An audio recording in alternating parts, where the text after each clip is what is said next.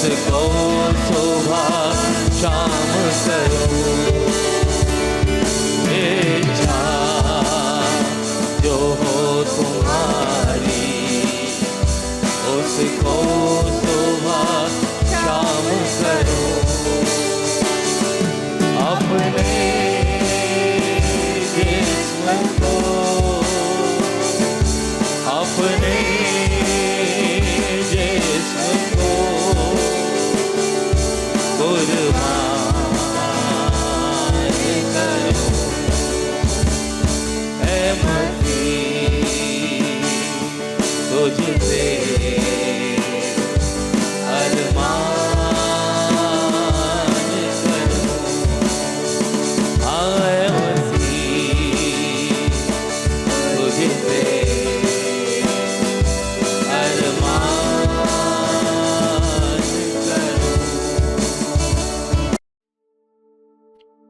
सीधे चलते हैं आज के विषय पर। कोई पढ़ सकता है इसे? आप सोच रहे होंगे आज तो पाम संडे नहीं है, तो रोबिन भाई क्यों प्रीच कर रहे हैं आज इस विषय को? जी हाँ, पाम संडे से इसका कोई मकसद नहीं है। यह परमेश्वर का वचन है, और जो परमेश्वर का वचन है वो season and out of season has to be preached. तो आज जो हमारा विषय है वो है I am gonna carry Jesus and his glory. और ये कह कौन रहा है? हाँ, ये छोटा गधी का बच्चा जो बड़ा क्यूट है, बड़ा छोटा है, बच्चा है। और आज हम इस विषय के ऊपर बात करेंगे, और आप थोड़ी देर मेरे साथ बेर कीजिएगा कि कैसे इस गधी के बच्चे से हम जो बुद्धिजीवी हैं, हम जो ज्ञानवान हैं, हम जो बहुत समझदार हैं, उससे क्या सीख सकते हैं। मरकुस रचित सुसमाचार उसका 11 अध्याय 1 से लेकर 10 तक कोई पढ़ दे, यूं तो सभी को मालूम है, लेकिन आप लोग इसको जरा पढ़ें। ये उस समय का वृतांत है जो आपने कई बार पढ़ा होगा, और खास तौर पे पाम संडे के समय इसका आपने बहुत ज्यादा अध्ययन किया होगा। और प्रभु यीशु मसीह इस समय एक ऐसे क्रिटिकल समय पर चल रहे हैं, एक ऐसा समय है जब प्रभु यीशु मसीह का क्रूस पर चढ़ना बहुत निकट है। आपको मालूम है सब स्टोरी, अगर आप लोग बाइबल पढ़ते हैं तो आपको मालूम होगा this is the time when Jesus is entering into the Jerusalem, the temple. और जब प्रभु यीशु मसीह उस टेंपल में जाने वाले थे, लेकिन उससे पहले वो बहुत विभिन्न जगहों पर सेवाएं करते हैं, और सेवा करने के बाद अब यहां पर लिखा है पहली आयत में, जब वे यरूशलेम के निकट जैतून पहाड़ पर बैतफगे और बैतनिया के पास आए तो उसके चेलों में से 2 को यह कहकर भेजा। अब प्रभु यीशु मसीह एक विशेष स्थान पर प्रवेश करने के लिए आज तैयारी करके बैठे हैं, और प्रभु यीशु मसीह कोई भी काम रैंडम नहीं करते थे। इट वॉज नॉट, उसके 33.5 साल की प्रभु यीशु मसीह की सेवाएं जो थी वो आकस्मिक रीति से नहीं थी, वो पहले से ही प्लान थी। प्रभु यीशु मसीह का किसी गांव में होना, किसी झील पर होना, या किसी व्यक्ति को चंगा करना, उसका क्रूस पर चढ़ना, उसका गतसमनी बाग में होना, अंतिम फसह का पर्व चेलों के साथ मनाना, एवरीथिंग वॉज प्री प्लान्ड। हर चीज पहले से प्लान थी और समय के ऊपर निर्धारित थी, हर चीज समय पे हो रही थी। वैसे ही जब प्रभु यीशु मसीह आज एक समय आता है, ये लगभग प्रभु यीशु मसीह के पकड़वाए जाने से 5-6 दिन पहले की बात है, और वो कहां आते हैं? वो बैतफगे एक जगह है पहाड़ के पास, जैतून पहाड़ के पास, बैतफगे और बैतनिया के पास आते हैं। और यहां से लेकर बैतफगे और बैतनिया ये 2 टाउन्स हैं, ये 2 छोटे टाउन्स हैं, बैतफगे और बैतनिया। और यहां जिस समय जहां प्रभु यीशु मसीह इस समय खड़े हैं, अर्थात जैतून पहाड़ के बिल्कुल पास में ये 2 नगर हैं, और इन नगर की जो दूरी है यरूशलेम के मंदिर से अप्रोक्सीमेटली जो बैतफगे है उससे लगभग 1.5 किलोमीटर है, और बैतनिया से करीब 2.5 किलोमीटर की ये दूरी है। ठीक है, अब प्रभु यीशु मसीह को आज यहां से मंदिर में जाना है।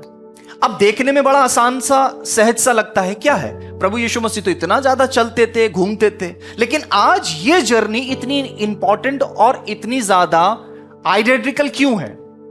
That's a very good question कि भाई इस जर्नी को प्रभु यीशु मसीह ने कितनी सेवाएं करी, पैदल चल के करी, लेकिन उस चीज को कहीं दर्शाया नहीं गया है कि साहब बहुत इंपॉर्टेंस दी गई हो, लेकिन इस घटना को, इस 2.5 किलोमीटर और 1.5 किलोमीटर से लेकर के क्योंकि प्रभु यीशु मसीह बैतनिया और बैतफगे के बीच में है कहीं, तो मैंने जो अपना चार्ट बनाया, कैलकुलेशन लगाया, बैतनिया और बैतफगे के कहीं ना कहीं सेंटर में है, और यहां से यरूशलेम के मंदिर की दूरी मेरे हिसाब से ना 2.5 किलोमीटर है ना 1.5, ये बीच में है, तो लगभग 2 किलोमीटर मान लेते हैं। अब 2 किलोमीटर की पैदल यात्रा जो है, it is going to be a history maker. ये ऐतिहासिक होने जा रही है। क्यों होने जा रही है? बिकॉज इस यात्रा के जरिए प्रभु यीशु मसीह एक प्रोफेसी करने जा रहे हैं। जब आप इस यात्रा को देखते हैं, क्योंकि इस यात्रा के द्वारा जब प्रभु यीशु मसीह यहां से वॉक करने वाले हैं, जब यहां पर चलने वाले हैं इस राम मार्ग पर, तो प्रभु यीशु मसीह एक प्रोफेसी कर रहे हैं। वो प्रोफेसी क्या है? ही इज प्रोक्लेमिंग, वो इस यात्रा के जरिए इस बात को प्रोक्लेम कर रहे हैं that I am the king of this earth. Right? वो यहां पर क्या कह रहे? अच्छा, लोग भी कह रहे थे यहूदा के राजा, हमारे यहां के राजा, राजाओं के राजा की वो यहां पर होशन्ना लगा रहे हैं। होशन्ना का मतलब ये था प्रेस कर रहे हैं। और प्रभु यीशु मसीह यहां पर इस बात को अपने इस एक्ट के द्वारा घोषणा कर रहे हैं that I am going to be the king for the whole world. अब आप कहेंगे भाई प्रभु यीशु मसीह तो 5 दिन बाद क्रूस पे चढ़ने वाले थे, ये किस बात के किंग? इसी वजह से, प्रभु यीशु मसीह के इस एक्ट के वजह से जो रोमी सिपाही थे, उन्होंने इसको देखा था कि प्रभु यीशु मसीह जो है, ये जो यीशु है, ये अपने आप को ऐसे प्रेडिक्ट कर रहा है जैसे ये राजा है। तो जब 5 दिन के बाद यीशु को पकड़ा, तो यही ताना देकर, इसी ताने को देख करके रोमी साम्राज्य ने प्रभु यीशु मसीह को सताया। क्या बोला? कांटों का ताज रख दिया। क्या दिखा? उसकी मजाक बनाने के लिए, उसकी खिल्ली उड़ाने के लिए, कि तू बहुत एंट्री कर रहा था ना यरूशलेम के मंदिर के अंदर, ऐसे प्रेडिक्ट कर रहा था जैसे तू राजा है, तो अल्लाह हम तुझे राजा बनाते हैं। उसके सर पे कांटों का ताज रख दिया। उसके साथ साथ क्या कह रहे थे? उसकी मजाक बना रहे थे और कह रहे थे यहूदियों के राजा नमस्कार, और जोर से चाटा मार दे रहे थे मुंह पे। और एक और कृत्य किया, प्रभु यीशु मसीह को एक उसकी माता ने एक चोंगा सिल के दिया था। सबको मालूम है, सबको मालूम है ना कि प्रभु यीशु मसीह की मां ने प्रभु यीशु को, अपने बड़े बेटे को एक चोंगा बना के दिया था। वो ऊपर से नीचे तक एक जैसा था। अगर आपने जीसस फिल्म पुरानी वाली देखी होगी तो आप उसमें देखेंगे प्रभु यीशु मसीह को वैसे ही ड्रेसअप किया गया है। लेकिन यहां पर जब इसको रोमी साम्राज्य के लोगों ने पकड़ लिया, तो इसके ये वाले कपड़े उतार दिए। और जानते हो उसको कौन से कपड़े पहनाए थे? किसी ने पढ़ा है? आपको है? किस कलर के थे? बैंगनी कलर के। बैंगनी कलर क्यों आइडेंटिकल था? क्योंकि उस समय का जो उस समय का किंग होता था, यानी जो हेरोदेस होता था, सिर्फ वही बैंगनी वस्त्र पहनता था। बैंगनी वस्त्र का मतलब था अथॉरिटी। आज आप देखते होंगे कई चर्चेस के बिशप जो हैं, हमारी कैलर्जी के बिशप हैं, पर्पसली वो क्या पहनते हैं? पर्पल ही पहनते हैं, या पर्पल शर्ट पहनते हैं विद कैलर्जी। तो ये पर्पल कलर का कॉन्सेप्ट वहीं से निकल कर आया है, इट हैज अथॉरिटी। और प्रभु यीशु मसीह को पर्पल कलर का जो है चोंगा पहना दिया उसका मजाक बनाने के लिए। और जब उसके बाद जब बाहर ले गए तो वो पर्पल उतारा और फिर उसे वही कपड़े पहना दिए। लेकिन वो मजाक क्यों बना रहे हैं? क्योंकि आज 5 दिन पहले प्रभु यीशु मसीह बैतनिया और यहां से बैतफगे से जो एक यात्रा कर रहा है 2 किलोमीटर की, ये इस बात का प्रेडिक्शन है, I am the king of this world, of this earth. अब आप बोलेंगे तो प्रभु यीशु मसीह कहना क्यों चाह रहे हैं? क्योंकि प्रभु यीशु मसीह बात कर रहे थे कि जब प्रभु यीशु मसीह आएंगे, जब प्रभु यीशु मसीह इस पृथ्वी पर आएंगे, कब आएंगे? हमको लेने आएंगे। अक्सर हम इसी बात को कंफ्यूज होते हैं। एक समय हम लोग का रैप्चर होगा, वो हम लोग यहां से जाएंगे, लेकिन 7-7.5 साल के बाद जब वापस परमेश्वर प्रभु यीशु मसीह अपने लोगों के साथ राज्य करने इस पृथ्वी पर आएगा, that's called the second coming. ये मैं आज प्रीच नहीं करूंगा, आप कंफ्यूज हो जाएंगे। ये मैं किसी और दिन प्रीच करूंगा ताकि आपको मालूम हो कि आने वाले समय में प्रभु यीशु मसीह का आगमन होने कैसे वाला है और होगा क्या आगे। मैं आपको रेवेलेशन से समझाऊंगा। और वो भविष्यवाणी मिडिल ईस्ट में ऑलरेडी पूरी होने लग रही है, सब साफ है। लेकिन प्रभु यीशु मसीह उसी द्वितीय आगमन में जब वो राजा होकर आएंगे, यहां प्रेडिक्शन दे रहे हैं। आपने देखा होगा जब हम लोग पाम संडे पे जुलूस निकालते हैं, आप लोग होते हैं जुलूस के अंदर, क्या करते हैं हम लोग जुलूस के अंदर? हम लोग गाने गाते हैं, होशन्ना के नारे लगाते हैं। हम लोग यहां पर जो है इस बात की घोषणा करते हैं कि प्रभु यीशु मसीह ने भी मंदिर के अंदर ऐसे ही प्रवेश किया था। लेकिन एक्चुअली में उसका पर्पस क्या था प्रभु यीशु मसीह का? ये यात्रा जो थी वो प्रभु यीशु मसीह की तरफ से एक प्रेडिक्शन था।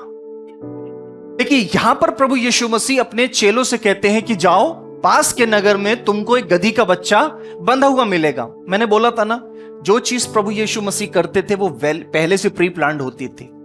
यहां पर भी जब वो गधी के बच्चे को खोलने जाते हैं तो प्रभु जी बड़े ही कॉन्फिडेंस के साथ कहते हैं कि जब कोई पूछे तो कहना कि स्वामी को इसका प्रयोजन है वो दे देगा। It means everything is pre planned. और यहां पर प्रभु यीशु मसीह गधी के बच्चे को मंगवाते हैं और इसको मंगाने के बाद एक आदेश देते हैं कि उस गधी को नहीं, अब प्रभु यीशु मसीह गधी को भी मंगा सकते थे जो अनुभवी है, जो मैच्योर है, लेकिन किसको मंगा रहे हैं? गधी नहीं चाहिए, गधी का बच्चा चाहिए। बच्चे को मंगा लिया, वो अभी बहुत मैच्योर नहीं है। और एक खास बात और है, प्रभु यीशु मसीह ने बोला कि उस पे अभी तक किसी ने सवारी नहीं की है, बिल्कुल न्यू ब्रांड है वो। देखिए इस गधी के बच्चे को लेकर आया गया खोल करके, अब इसके ऊपर क्या डाले गए? कपड़ा डाला गया।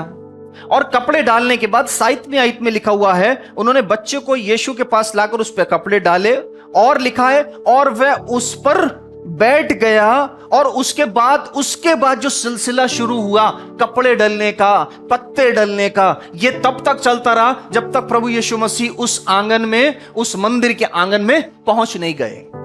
यह इस बात का प्रकटीकरण हो रहा है, यह इस बात का मैनिफेस्टेशन हो रहा है, यह इस बात को प्रमाणित हो रहा है कि आज परमेश्वर की महिमा यरूशलेम के मंदिर में प्रकट होने जा रही है। किसके रूप में? किसके रूप में? स्वयं मसीह यीशु के रूप में। व्यक्तिगत रीति से प्रभु यीशु मसीह आज उस मंदिर में जाने जा रहा है और यह परमेश्वर की महिमा का प्रकटीकरण हो रहा है। अगर प्रभु यीशु मसीह कहते, डिमांड करते, तो उसकी सेवा के अंदर बहुत से घोड़े लाए जा सकते थे। प्रभु यीशु मसीह की सेवा के अंदर वहां पर जो थे रथ लाए जा सकते थे। लोग प्रभावित थे प्रभु यीशु मसीह से। लेकिन प्रभु यीशु मसीह इस बड़े मिशन के लिए, इस बड़े कार्य के लिए इस गधे के बच्चे को जो चुन रहा है, यह इस बात का प्रमाण है कि परमेश्वर अपनी महिमा जिसके द्वारा कराना चाहता है, परमेश्वर उसके अंदर कुछ विशेष गुणों को देखता है, वो उसमें वो गुण देखना चाहता है। अब वो चाहे गधा ही क्यों ना हो, लेकिन अगर उसमें वो गुण है, प्रभु गधे को चुन करके अपना काम कराएगा। हम परमेश्वर जो सिंहासनों पर विराजमान है, वो पृथ्वी पर अपनी महिमा कराना चाहता है। और आज तक, जब से ये पृथ्वी बनी है, तब से लेकर आज तक परमेश्वर की महिमा किसी ना किसी जरिए से इस पृथ्वी पर होती गई है। लेकिन आपको मालूम है, परमेश्वर अपनी महिमा के लिए कैरियर को चुनता है। There is always a carrier to carry his glory.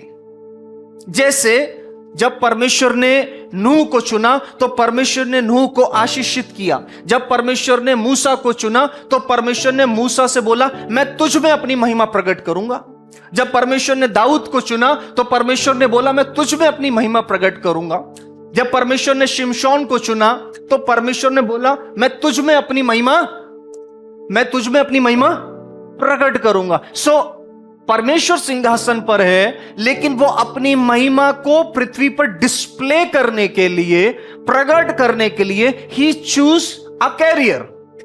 ये यहूदी लोग जो थे, ये बहुत दिन से एक राजा की तलाश में थे। आपको मालूम है स्टोरी, जब इजरायलियों के राजाओं का समय खत्म हो गया, उसके बाद सारी जो सत्ता थी वो याजक और महायाजकों के हाथ में हुआ करती थी। जूइश कल्चर में भी रिलीजन जो था, जो धर्म था, जो यहूदी धर्म था, उसके जो मुख्य लोग बैठे थे वो डिसाइड करते थे कि पॉलिटिकली हमारा देश कैसे आगे फंक्शन करेगा। और इतना ज्यादा उस स्थान पर इतना ज्यादा करप्शन हो चुका था, इतना ज्यादा करप्शन था कि वहां पर सबने परमेश्वर को भूल करके सिर्फ राष्ट्र की और मंदिर की जरूरतों को पूरी करने के लिए अपने आप को पूरी तरीके से दे रखा था। सारा कर कैसर को दो, चंदा भवन में लेकर आओ, ऐसा मत करो, वैसा मत करो। मूसा की आज्ञा में देखो ये लिखा है, उन्होंने मूसा की आज्ञा की आड़ लेकर के अपनी सत्ता चला रहे थे। और ऐसे समय पर यहूदी लोग जब बड़े ही परेशान थे, जब यहूदी लोग बहुत ही ज्यादा अपने आप में इनसिक्योर फील कर रहे थे, तब उनको प्रभु यीशु मसीह जैसा एक व्यक्तित्व मिला। अच्छा, उनको लगा कि अब ये आ गया है, अब ये राज्य करेगा और हमारे लिए ये लड़ेगा। उनको नहीं मालूम था कि ये तो उद्धारकर्ता प्रभु यीशु मसीह है, जिसकी बाट, मसाया की बाट कितने ही हजारों सालों से खुद जूइश लोग, यहूदी लोग जो रहे थे। आज ये आया है, ये हमको हमारे पापों से आजाद कराएगा।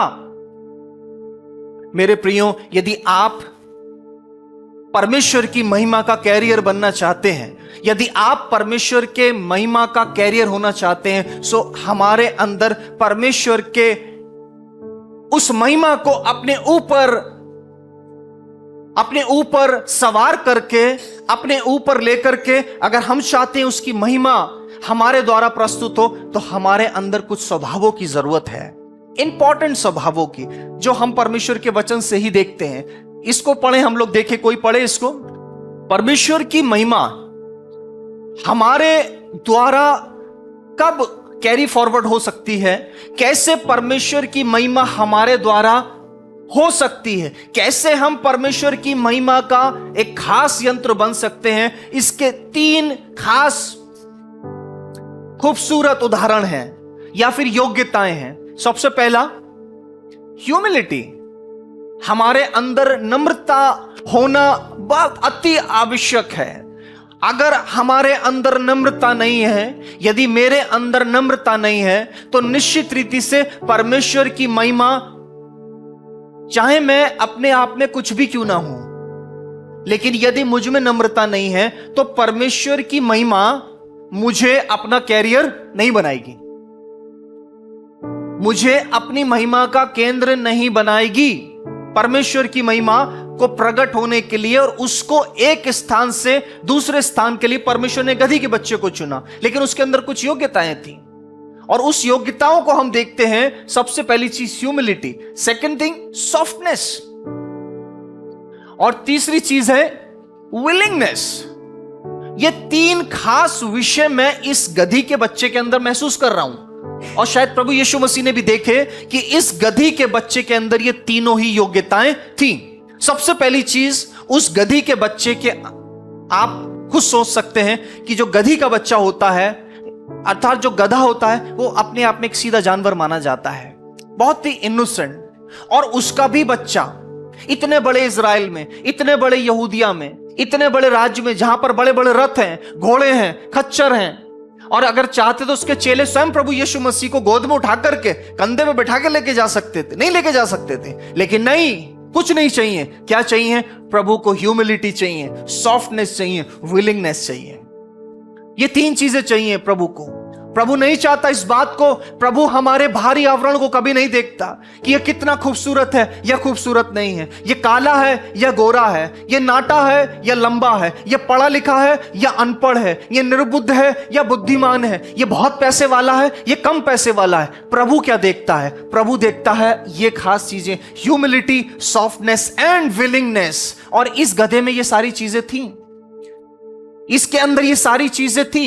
इसलिए प्रभु यीशु मसीह ने बोला, पहले से ही तैयार करा कि मैं इस विशेष यात्रा को, मैं इस आज हिस्ट्री में, जो आज एक इतिहास रचने वाला है, आज जो एक बड़े कार्य को मैं करने जा रहा हूं, इसके लिए मुझे कुछ नहीं चाहिए, सिर्फ गधी का बच्चा चाहिए। क्यों नहीं? हम जब देखते हैं उसके अंदर ह्यूमिलिटी, सॉफ्टनेस और विलिंगनेस को, एक छोटा बच्चा जो मां के पास बंधा हुआ है, अगर उसको मां से दूर करेंगे तो वो तिलमिलाता, वो आता नहीं, वो इधर उधर सर मारता। लेकिन उसके नेचर को देखिए, आज इस गधे के नेचर को देखिए, इस गधे के बच्चे को, स्वभाव को देखिए। इसके स्वभाव पे प्रभु यीशु मसीह पूरी तरीके से एतबार कर सकता था। इसके स्वभाव पर प्रभु यीशु मसीह को पूरा एतबार था कि कोई भी दुख, कोई भी करे ना करे, लेकिन यही है जो स्वभाव से ऐसा है। और इस खास यात्रा के लिए प्रभु यीशु मसीह ने एक ऐसे पशु को चुना, एक ऐसे कैरियर को चुना जिसमें स्वभाव से ही ये सारी चीजें थी। वो नम्र था। जब उसको बुलाया गया, उसने अपने खोलते समय, ले जाते समय, प्रभु यीशु मसीह उसके ऊपर बैठ रहे हैं, लोग कपड़े डाल रहे हैं उसके सामने। और कोई पशु होता, जैसी पत्ते सामने डालते वो तो पत्ते ही खाने लग जाता। उसको हाँकते, बोले बड़े भाई आगे, उसे खाना मिल गया, वो आगे क्यों बढ़ेगा। लेकिन भाई के सामने खाना धरा है, लेकिन उसके बावजूद भी उसको खाने से मतलब नहीं है। उसको किससे मतलब है? मेरे ऊपर आज परमेश्वर की महिमा सवार है और आज मुझे इस मिशन को पूरा करना है। मेरे ऊपर परमेश्वर की महिमा सवार है, आज मुझे इस महिमा के कार्य को पूरा करना है। और उसने अपने मिशन को, जो स्वर्गीय मिशन था, उस मिशन को आज गधा मिलकर पूरा कर रहा है। हालेलुया। आपके जीवन के अंदर कितनी भी कमियां हैं, कितनी भी घटियां हैं, कितनों ने आपसे बोला है कि यार तुम कुछ नहीं कर सकते, तुम्हारा भविष्य में कुछ नहीं हो सकता, आप इंतजार कीजिएगा उस दिन का। आप उस दिन का इंतजार कीजिएगा जिस दिन परमेश्वर आपको बुलाएगा। जिस दिन परमेश्वर बुलाएगा आपको, तो उस दिन परमेश्वर की महिमा आपके ऊपर सवार होगी। और जब परमेश्वर की महिमा आपके ऊपर सवार होगी, आप परमेश्वर की महिमा के कैरियर बनेंगे। परमेश्वर की सामर्थ आपके अंदर आएगी, परमेश्वर की उपस्थिति आपके अंदर आएगी, आप हर तरीके से आशीषित हो जाएंगे। मेरे प्रियो, इसलिए अपने कानों को संसार की ओर से बंद करें, परमेश्वर के लिए खोलें कि प्रभु तू क्या कहता है। संसार क्या कहता है मुझे फर्क नहीं पड़ता है। संसार क्या कहता है मुझे फर्क नहीं पड़ता है। विश्वासियों, आपको मैं इस बात को पुनः बोलूंगा, अगर आप परमेश्वर के साथ चलना शुरू करेंगे, डेफिनेटली आपके अपने मित्र आपका विरोध करने लगेंगे। आपके अपने जो कल तक अच्छे से बात करते थे, आपसे मुंह फिराने लगेंगे। क्यों? क्योंकि अब आपकी उनके साथ, अब आपके विचार उनके साथ मिल नहीं रहे हैं। लेकिन आपको फर्क नहीं पड़ना चाहिए, क्योंकि आप परमेश्वर की महिमा के पात्र बन चुके हैं। ऑफ नॉट एक्सपीरियंस्ड इन, परमेश्वर हमको अपनी महिमा के लिए इस्तेमाल जब करता है, तो ना कि सिर्फ इस्तेमाल करता है, लेकिन वो हमको उन चीजों के लिए सक्षम बनाता है जिसको करने के लिए ना तो हम सक्षम थे और ना अनुभवी थे। राइट? जब परमेश्वर की महिमा आपके ऊपर आती है, जब परमेश्वर अपनी महिमा, अपना कार्य आपसे लेना चाहता है, जब आपको अपनी महिमा का या अपने किसी मिशन का आपको पात्र बनाना चाहता है, आपको हिस्सेदार बनाना चाहता है, तब वो चीजें जो आपने कभी अनुभव नहीं करी, कभी आपने उन चीजों के लिए आप सक्षम नहीं थे, प्रभु आपको उन चीजों के लिए सक्षम भी बनाता है। हमने पढ़ा इसके अंदर, ये गधी का बच्चा जो था, वो गधी नहीं है। देखिए, जो गधी थी, इसकी मां, वो तो अनुभवी थी। उसके ऊपर आज से पहले बोझा भी लादा गया था। वो सब कुछ जानती थी कि कैसे पहाड़ी रास्तों पे चला जाता है। उसको यह भी मालूम था कि कैसे बोझ ढोया जाता है। लेकिन प्रभु यीशु मसीह ने कहा था कि मुझे ऐसा चाहिए जिस पे कभी कोई ना बैठा हो। अब इस बच्चे पे ना तो कोई कभी बैठा था, ना इस बच्चे को चलने की तमीज थी, ना इसको पहाड़ी रास्तों के बारे में मालूम था, ना इसको यह मालूम था बोझ कैसे ढोया जाता है। लेकिन जब परमेश्वर ने इसको अपनी महिमा का कैरियर बनाया, जब परमेश्वर प्रभु यीशु मसीह ने इसको अपनी महिमा का केंद्र बनाया, ऑटोमेटिकली इसके स्वभाव के अंदर वो सारी विशेषताएं आ गई जो आज इस मिशन के लिए जरूरी हैं। सो जब परमेश्वर आपको चुनेगा, जब परमेश्वर आपको अपनी महिमा का केंद्र बनाएगा और आपके ऊपर, आपके द्वारा अपनी महिमा को प्रकट करना चाहेगा, परमेश्वर आपको उस क्षेत्र में, उन चीजों में सक्षम करेगा जिन चीजों का आपके पास कोई अनुभव नहीं है। आप उस विषय को कभी नहीं जानते, लेकिन क्योंकि आज परमेश्वर की महिमा आपके ऊपर सवार हुई है, इसलिए परमेश्वर आपको उन चीजों में सक्षम करता है, आपको अनुभवी बनाता है। यहां पर कितना खूबसूरत लिखा हुआ है, 3री आयत में लिखा है, 4थी आयत में, तब उन्होंने जाकर उस बच्चे को बाहर द्वार के पास चौक में बंधा हुआ पाया और उसे खोलने लगे। उनमें से जो वहां खड़े थे उनसे कहने लगे, ये क्या करते हो? गधी के बच्चे को क्यों खोलते हो? जैसा यीशु ने कहा था वैसा उन्होंने उससे कहा। तब लोगों ने उन्हें जाने दिया। उन्होंने बच्चे को यीशु के पास लाकर उस पर अपने कपड़े डाले और वो उस पर बैठ गया। इस पूरी यात्रा में बच्चे को लेने गए, उसे खोल कर लाए, उसके ऊपर कपड़े डाले, प्रभु यीशु मसीह सवार हुए। इन सारी चीजों में मुझे लगता है बड़े अनुभव की जरूरत है। आपका पशु अगर अनुभवी नहीं है तो वह आपको सपोर्ट नहीं करेगा। अगर आपने अनुभव किया है, अगर आप कभी भी देखा है आपने, आप देखिएगा जो अनुभवी पशु होते हैं सिर्फ वही आपकी वाणी समझते हैं, वो आप मालिक के एक्ट को समझते हैं, क्योंकि उन्होंने पहले की। अभी एक नए बैल से आप खेत जुतवाएंगे तो वो नहीं जोत पाएगा।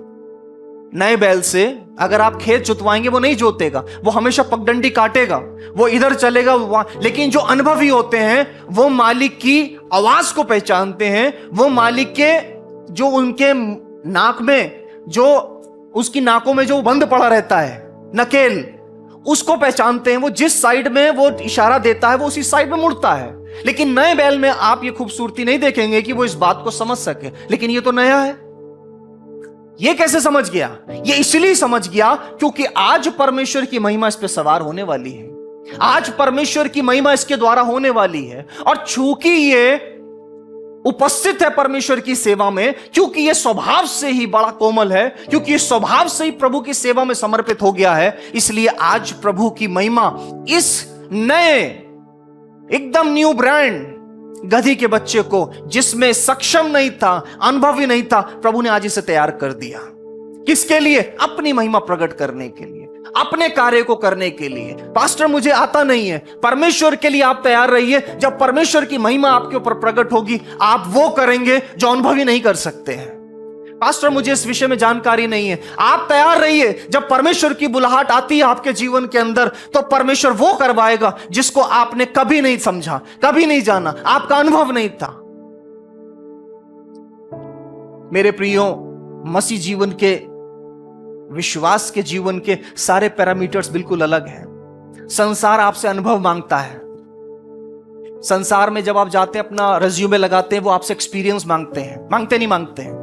Without experience they can't hire you, they can't keep you. संसार के अंदर आपको एक्सपीरियंस मांगते हैं। संसार के अंदर आपको मांगते कितने साल, और ठीक है, संसार की विधियां हैं, ये वो चलती रहेंगी। लेकिन प्रभु नहीं मांगता है। प्रभु कभी भी आपसे आपका अनुभव नहीं मांगेगा, how many places you have work. प्रभु एक ही चीज जानता है, वेदर यू आर विलिंग। क्या आप परमेश्वर के कार्य करने के लिए, उसकी महिमा के तैयार होने के लिए तत्पर हैं? प्रभु आपके अंदर देखेगा क्या ये नम्र है, प्रभु देखेगा क्या ये सॉफ्ट है। बस इतना ही चाहिए।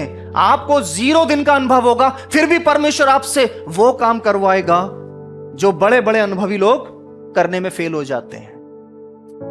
मेरे प्रियो, आप जितने यहां बैठे हैं, आप वो कर सकते हैं जो आपने अपने सपने में नहीं सोचा। किसके द्वारा? जब परमेश्वर की महिमा आपके ऊपर प्रकट होगी। और इसलिए प्रभु ने आपको चुना है। प्रभु ने आपको यहां पर बैठ करके, मेरा काम है कि मैं आपको हमेशा आत्मिक रीति से बढ़ाता जाऊंगा। That's my job. और ये आपकी जिम्मेदारी है कि आप सीखते जाएं। लेकिन सिर्फ बैठे रहें, इसके लिए प्रभु ने नहीं चुना है। प्रभु का वचन कहता है, उठ प्रकाशमान हो, तेरा प्रकाश आ गया है। उठ जा अब तू अपने सारे दल बल को लेकर, क्योंकि परमेश्वर की महिमा तुझ पर प्रकट होगी। प्रभु मुझे कुछ नहीं आता, मैं तो गांव से निकल कर आया हूं। प्रभु मेरे पास अनुभव नहीं है। प्रभु मुझे गिटार बजाना नहीं आता। प्रभु मुझे गाना नहीं आता। प्रभु मुझे बाइबल पढ़ने नहीं आती। प्रभु कहता है जब महिमा प्रकट होगी तो तू सब कुछ करने लगेगा। हालेलुया। इस गधे के बच्चे से पूछिए, इसको कुछ आता नहीं था। और ना कि सिर्फ इस गधे को, जितने प्रभु यीशु मसीह के चेले थे, उनको आता क्या था? एक फिश पकड़ता था, फिशिंग का उसका था। पतरस सबसे पहले उसी को चुना। क्या उसको आता था लोगों से बात करना?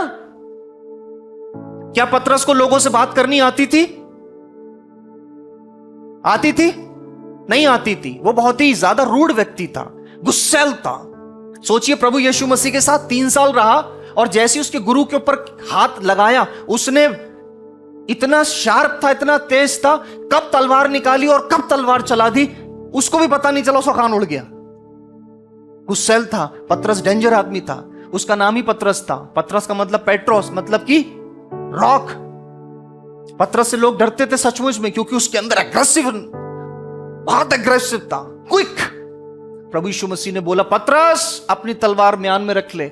जो तलवार चलाते हैं वो तलवार से मारे जाएंगे। लेकिन प्रभु को मालूम था ये ऊपर से गुस्सैल है, लेकिन इसका मन बहुत सॉफ्ट है। इसलिए प्रभु यीशु मसीह ने इसी पतरस के ऊपर अपनी महान कलीसिया को बनाकर खड़ा कर दिया, जो आज तक है, अनंत तक रहेगी।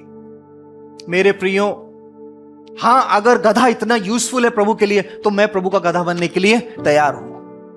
अगर लोग मुझे बोलते हैं कि pastor Ruben you are good for nothing, yes, मुझे कोई परवाह नहीं इस बात के लिए। जब तक परमेश्वर की महिमा मुझ पर है तब तक मुझे दुनिया की चिंता नहीं है। मुझे मालूम है जिसने चुना है वो मुझसे अपना कार्य लेगा, 100 बार लेगा, 1000 बार लेगा, जिंदगी भर लेगा। आपसे भी, क्योंकि प्रभु को गधों की जरूरत है। प्रभु को सचमुच में गधे किस टाइप के? वो गधी के बच्चे जिनके पास ना दिमाग था, लेकिन क्या था उसके पास सॉफ्टनेस थी, उसका दिल कोमल था, उसके पास नम्रता थी, उसके पास विलिंगनेस थी। आपको प्रभु के सामने सिर्फ इन्हीं चीजों को हाजिर रखना है। आप कभी इस बात का इंतजार मत कीजिएगा प्रभु मैं 3 साल बाइबल कॉलेज जाऊंगा। वो एक अलग स्ट्रीम है, बिल्कुल अलग स्ट्रीम है। अगर आप प्रभु की सेवा के लिए प्रभु आपको बुला रहा है, आप बेशक बाइबल कॉलेज जाएंगे, आपको जाना पड़ेगा। अगर आपको पास्टरल सेवा में आना है, you have to go to the Bible college. लेकिन प्रभु तू मुझे अपनी महिमा का केंद्र बना, you don't have to go to Bible college. आपको जाने की जरूरत नहीं है 3 साल के लिए। आप परमेश्वर के साथ संबंध बनाना शुरू कीजिए, आप उसकी उपस्थिति में रहना शुरू कीजिए, और प्रभु के सामने निरंतर आपका स्वभाव बदलता जाए। पहले बहुत कड़ू स्वभाव था, लेकिन धीरे धीरे नम्रता आने लगी, धीरे धीरे सॉफ्टनेस आने लगी, धीरे धीरे दूसरे के लिए प्यार आने लगा, दूसरे को क्षमा करने की भावना आने लगी। बस इतना काफी है। परिवार का एक व्यक्ति काफी है। यदि वो परमेश्वर का भय मानता है, यदि उसके ऊपर परमेश्वर का अनुग्रह है, तो वो अपने परिवार को बचा ले जाएगा। So it could be you, वो आप हो सकते हैं। अगर आपके अपने परिवार के अंदर आप चाहते हैं आशीषें आए, you can be the person way God wants to put his glory. और जब परमेश्वर अपनी महिमा को प्रकट कर रहा है, आपके द्वारा अपनी महिमा को कैरी फॉरवर्ड करना चाहता है, आपके अंदर स्वभाव होना चाहिए, आपके अंदर स्वभाव होना चाहिए। कैसा स्वभाव? कोमल, विलिंगनेस, ह्यूमिलिटी। और जब ये देखता है प्रभु कहता है इसको मैं अपनी महिमा का पात्र बनाऊंगा, इसमें अपनी महिमा उंडेलूंगा। और जब परमेश्वर आपके अंदर अपनी महिमा उंडेलता है, योर डेस्टिनेशन चेंज। अब तक ये गधी का बच्चा बंधा रहता था, लेकिन आज आजाद भी हो गया और मंदिर में पहुंच गया। हमको लगता है हमारा डेस्टिनेशन यही है, बस हम खूंटे से बंधे हुए हैं, हम ये करेंगे, इसी पे बंध के हमारी जिंदगी चलती रहेगी। आप नहीं जानते प्रभु आपको कहां उड़ाने वाला है, प्रभु आपको कौन से विंग्स पर उड़ाने वाला है, आप नहीं जानते, ये तो प्रभु जानता है। लेकिन जरूरत इस बात की है आपको प्रभु के सामने नम्र होने की, आपको प्रभु के लिए स्वाभाविक रीति से नम्र होने की जरूरत है, स्वाभाविक रहने से प्रभु के लिए तैयार रहने की जरूरत है, स्वाभाविक रहने से आपको प्रभु के प्रति कोमल। और जब प्रभु के लिए कोमल रहेंगे तो हर व्यक्ति के लिए भी कोमलता मन में डेफिनेट रहेगी। आप कहें मैं प्रभु के लिए कोमल हूं लेकिन दूसरों के लिए कड़ू रहेंगे, ऐसा नहीं हो सकता। आप प्रभु के लिए अगर कोमल आपका मन है, निश्चित रीति से दूसरों के प्रति भी आपके अंदर दया होगी, कोमलता होगी। हालेलुया। आइए प्रार्थना करें। स्मरण कीजिए उस समय को, अपनी बुलाहट को। हम इस बात को बार बार कहते रहेंगे, लेकिन कभी भी प्रभु की महिमा का हम पात्र हो नहीं सकते। लेकिन यदि आप चाहते हैं कि प्रभु की महिमा, उसके बड़े मिशन का आप हिस्सा बने, तो ये अवश्य है कि हमारा स्वभाव वैसा हो जैसा उस गधी के बच्चे का था। हमारे लिए बड़ा लेसन है। और निश्चित रीति से प्रभु आपको बिना देखे, आपका किसी भी भारी मूल्यांकन प्रभु नहीं करता है, लेकिन वो आपके मनों की व्यवस्था को, आपके मन के स्वभाव व्यवहार को जानता है, और उस पर प्रभु आशीष देता है।